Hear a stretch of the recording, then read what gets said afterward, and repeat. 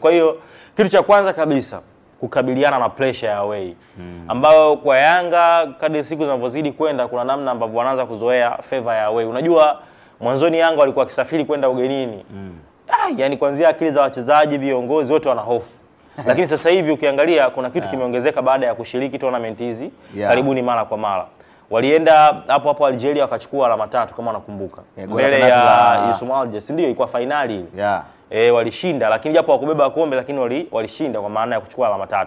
Lakini walienda ni Mashabani alifunga. Lakini nakumbuka hapo Algeria walipoteza alama kwenye hatua ya makundi msimu wa nyuma ambao walifanikiwa kwenda hatua inayofuata kwa sababu nakumbuka walifungwa na CR Belouizdad chuma 3 chini ya kocha Miguel Angel Gamondi, na baada ya hapo, baada ya Gamondi kufungwa akaja kuwatoa hawa CR Belouizdad akiwa katika uwanja wa Benjamin Mkapa. Tena nakumbuka alishinda kwa kishindo, Joseph Gede akifunga chuma ya 4 ile ambayo alipeleka Yanga kwenda hatua ya robo finali. Kwa hiyo ni sehemu ambayo kimazingira kuanzia nje ya uwanja ni sehemu ngumu. Inahitaji maandalizi. Na kwa hali unavyoiona sasa, unaziona alama 3 kwa Yanga ama hata alama 1? Inategemea na mipango mikakati. Wanaweza akapata alama 1 ama wanaweza akaruhusu lakini wasiruhusu idadi kubwa. Ukiachana na mipango alionayo kwa picha tu ya nje inavyoonekana. Sasa si ndio mipango? Kwa sababu picha ya nje ni mipango. Picha ya nje inavyoonekana kwa maana Yanga wameenda Algeria.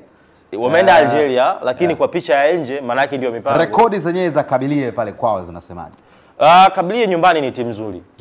Wana consistency ya kushinda kuanzia kwenye mashindano ya kimataifa na wamekuwa na muendelezo mzuri. Na of course wana rekodi paka kubwa za Afrika za kubeba kombe, si ndio?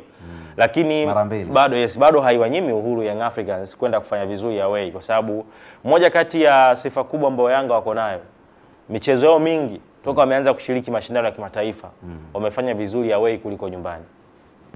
Unaelewa, sasa itadepend kwamba watakuwa na consistency ile lakini pia inategemea na ubora wa kikosi cha Yanga. Yanga walivyocheza visiwani Zanzibar kwenye game ya kwanza dhidi ya AS FAR Rabat walikuwa na kiwango bora. Yaani hiyo haihitaji ubishi kwa sababu kuna namna ambavyo Yanga kuanzia namna wanaanzisha mashambulizi, timu inavyocheza unaona kabisa walicheza kikubwa. Yes, ndio. Maana yake hata away kama unategemea Yanga watacheza kwenye performance ya kikubwa. Kama ni mfumo wa kuzuia lakini mnazuia kikubwa. Umeelewa? Tulikuwa tunapata darasa moja la wale watoto wa Mali wale Malien. Style Malien. Yani mnazuia kikubwa. Yani wanakuja wanapushi nyinyi mkishapata mpira mnahamisha Almanusura wafunge Esperance. Ndio mpira namna ambavyo huwa unakuwa. Yani mkizuia kikubwa mnaweza kupata alama hata away. Kwa hiyo nafikiri kama Yanga watatulia, watacheza kikubwa ugenini, wanaweza kupata chochote kitu kwa sababu hizo rekodi wanazo siku za hivi karibuni za kushinda michezo ya ugenini. Tena huko Uarabuni lakini pia hata baadhi ya maeneo ikiwepo pia Mazembe pale walipata matokeo kama unakumbuka, si ndio? Lakini Mazembe ile